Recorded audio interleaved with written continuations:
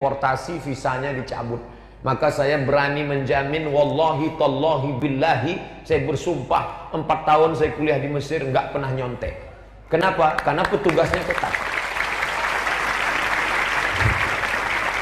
Masa Ustadz 4 tahun nggak pernah nyontek? Ya, memang Ustadz orangnya bertakwa, petugasnya banyak, takut ditangkap. Kalau ditangkap deportasi.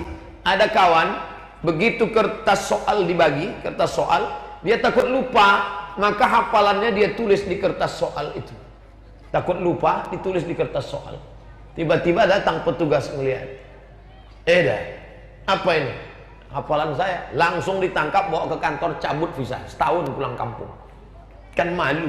Oleh sebab itu maka, jadi kalau ditanya, kenapa Ustadz ada hafalan? Bukan karena kemampuan, tapi karena keterpaksaan. Beda antara orang jalan santai dengan dikejar anjing herder.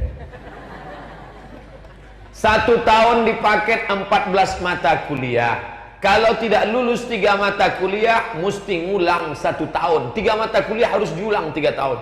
Kalau 2 tahun berturut-turut tidak naik tingkat, beasiswanya putus 25%. Kalau 2 tahun berturut-turut tidak naik, putus 50%. Kalau 3 tahun tidak naik, langsung DO. Makanya jangan heran kalau ada orang kuliah di Mesir lama. Berapa tahun? 10 tahun. Oh, kok lama sekali? Saya memperdalam ilmu. Bukan, nggak naik tingkat. Beda dengan belajar tempat Said Muhammad. Memang di sana baca khatam, baca selesai kitab ini, pindah kitab ini, baca kitab ini, pindah kitab ini. Karena sistem belajarnya lain. Kalau di Al-Azhar 4 tahun selesai. Kalau ada sampai 10 tahun nggak selesai terus pulang pakai LC juga, itu bukan LC licence, bukan lisans. Itu apa? Lama di Kairo. Oleh sebab itu maka ini belajar. Tapi apakah ingat semua? Enggak. Banyak sekali yang lupa. Syakautu ila waqi'in su'a hifzi fa arsyadani ila tarkil ma'asi li'an ilma nurun wa nurullah la yuhda lil 'asi. Di antara yang banyak menghilangkan ingatan hafalan ini adalah maksiat. Bayangkan Imam Syafi'i mengadu, padahal zaman Imam Syafi'i itu perempuan yang kelihatan cuma matanya aja. Bayangkan, sedangkan melihat matanya aja bisa hafalannya hilang. Zaman Imam Syafi'i perempuan yang kelihatan matanya. Zaman kita sekarang matanya tertutup pakai kacamata, yang lain terbuka.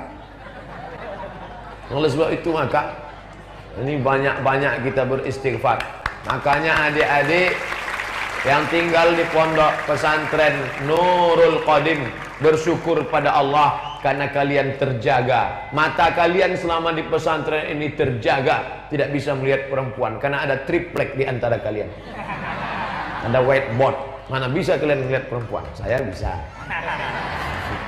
Oleh sebab itu maka jaga ini semua, bersyukurlah. Hafal itu matan-matan itu, karena kalau sudah hafal matan biasanya susah untuk lupa. Begitu cara ulama, matan nazam itu dihafal, itu untuk mengingatkan, menguatkan. Tapi jangan lupa ikut ibadah Kiai Hashim Minung, bagaimana beliau mendekatkan diri kepada Allah, munajatnya di waktu malam, takzimnya kepada guru. Itu yang membantu kita di masa akan datang. Sesungguhnya kita ini numpang barokah. Yang bertuah itu bukan kita, numpang tuah orang tua, numpang doa para kiai alim ulama. Makanya kalau ketemu sama ulama, saya selalu minta dua. Pertama, beri saya nasihat. Yang kedua, beri saya doa. Mau muda mau tua, sebelum berpisah itu doakan saya, beri nasihat. Maka doa-doa mereka ini luar biasa, insya Allah.